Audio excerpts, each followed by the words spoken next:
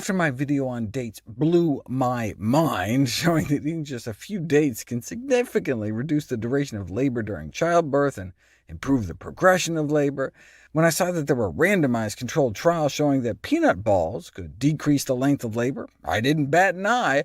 But no, this is the peanut ball they were talking about.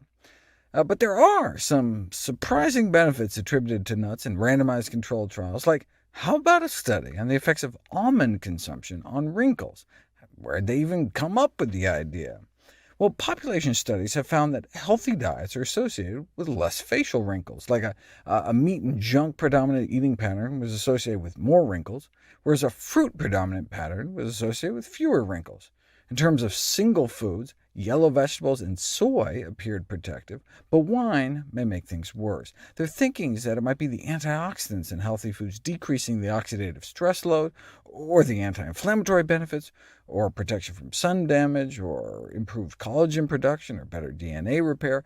I've got videos on most of those topics. The bottom line is that eating healthier may reduce wrinkling, which could actually save lives if people started eating healthier to maintain a more youthful appearance and get all the chronic disease benefits as a happy side effect. Other studies found the same thing, supporting recommendations for more healthy foods like fruits, vegetables, and nuts. Here's another study that landed on yellow vegetables and greens as well. In this study, a high intake of vegetables, beans, and olive oil appeared to be protective against spots of precancerous sun damage, whereas a high intake of meat and dairy may make things worse. Prunes, apples, and tea seem particularly good, but this is a cross-sectional study, meaning just a snapshot in time. And maybe people who eat more meat are out barbecuing in the sun, or people who eat more prunes just use more sunblock. I mean, you can't know for sure if foods actually affect wrinkling until you put them to the test, but we had no such studies until now. Why study almonds? Because it was paid for by the Almond Board, of course. The researchers didn't know who was in the nut group, though, and who was in the control group when they were looking at the results. The nut group were given 2 ounces of nuts a day, like 2 palmfuls of nuts, and the control group was instead given nut-free snacks to eat instead, like nut-free granola bars or pretzels.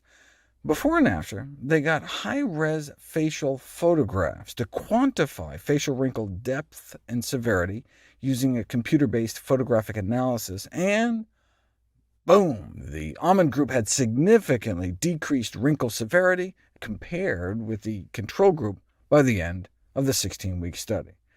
The paper concludes, our study demonstrates that daily almond consumption may reduce wrinkle severity. Now, they used a relatively large dose of 2 ounces a day, whereas you can get cardioprotective benefits of nuts from even less than a half an ounce. So who knows? Maybe they could have gotten away with using less. Here's the low-dose nut study they referenced, showing a significant drop in LDL cholesterol within 6 weeks, eating just a few almonds a day. 10 grams is just like 8 almonds a day. That's the nice thing about healthy foods. They just have good side effects. So global disease prevention strategies might benefit from emphasizing that a healthy diet is also linked to less facial wrinkling, and maybe vanity will help us prevent a few heart attacks in the bargain.